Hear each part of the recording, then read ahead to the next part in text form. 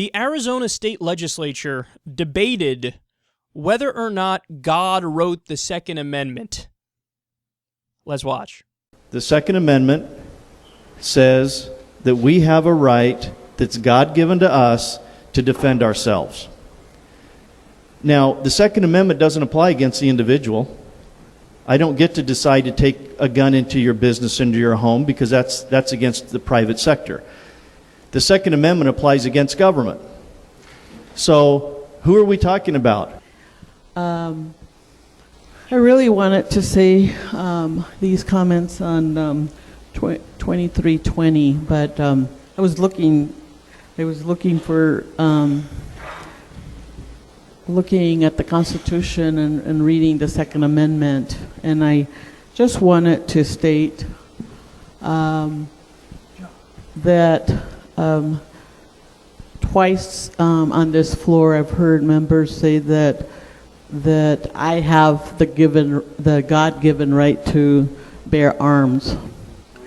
And since I know that God didn't write the Constitution, I just wanted to state that, and I vote no.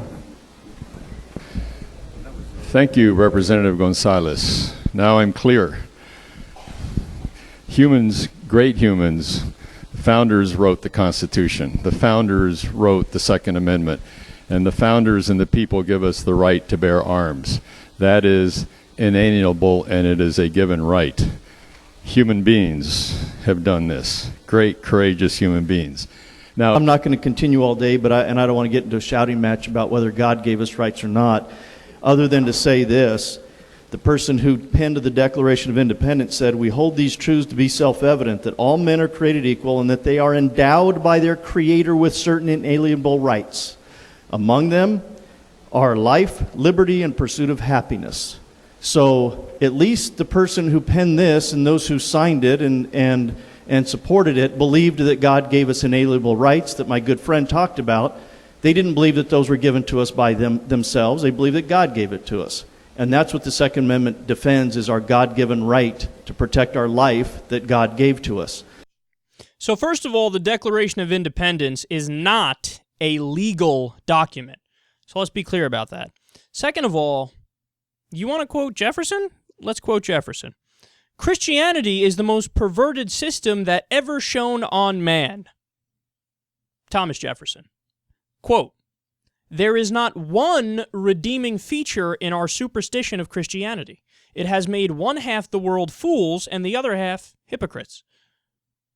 Thomas Jefferson. So tell me again how the person who wrote the Declaration of Independence, oh, he was clear. We all know what he believed in. God gave us all these rights, gave us the right to bear arms. God wants you to own an AR-15. I believe that's in Matthew 14. Okay. What this guy doesn't understand and will never understand, because he'll never be curious enough to look it up and read about it, is that the history of the Second Amendment is not what he thinks it is. It doesn't have to do with individuals having guns to protect themselves from the tyranny of the state. That's the thought virus that is so common in America, where even liberals now believe that that was the purpose of the Second Amendment. It wasn't. Go back and read the arguments that they had about it. It was first and foremost about standing armies. So the founders knew that standing armies historically were a threat to democracy and a threat to stable government. So they said, whenever the army is not fighting a war, they disband when they're home. And when they disband, they're allowed to keep their weapons. So it was about that. And it was also about slave patrols in Virginia. So you know what that means? When they were talking about militias in the Second Amendment, they were referring to militias in Virginia, because Virginia was a slave state, and they were afraid that if they were to join the Union, that all their slaves, because it was a majority slave state, most of the people in Virginia were black, and they were slaves. So they were afraid if we join the Union, what's going to happen is the slaves are all just going to escape north immediately. They're all just going to go. So the compromise was, hey, put wording in the Second Amendment to allow militias to be armed so that slave patrols can patrol the northern border of Virginia and stop slaves from getting north. There's what the Second Amendment was really about. And also, just at face value, it says a well-regulated militia, pause, A well-regulated militia. They argue oftentimes, you're not even allowed to regulate guns, man, because you have a right to bear arms. You can't regulate that. Really? Then why is the word regulate right in the fucking amendment? It's the third word. So the word regulated is right in there, and they're talking about a militia. Are you in a militia? Are you really? Let me see your card. Are you? Please. So even at face value, it's absurd. And then back then, the most advanced technology was a musket. It took 23 and a half minutes to reload, and you can miss from 18 feet. So, okay, you want to be literal about this? Go join a militia, and then let's regulate that militia, and you have a right to a musket. And, oh yeah, by the way, back then they were concerned with bears and the British and Native Americans. Whereas, what are you worried about today? You forgot to DVR X Factor?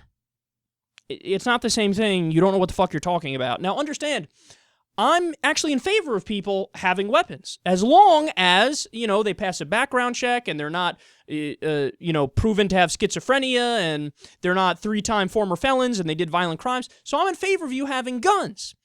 But my point to this guy is, don't go out there and make stupid arguments because your opinion happens to be, I want people to have guns too.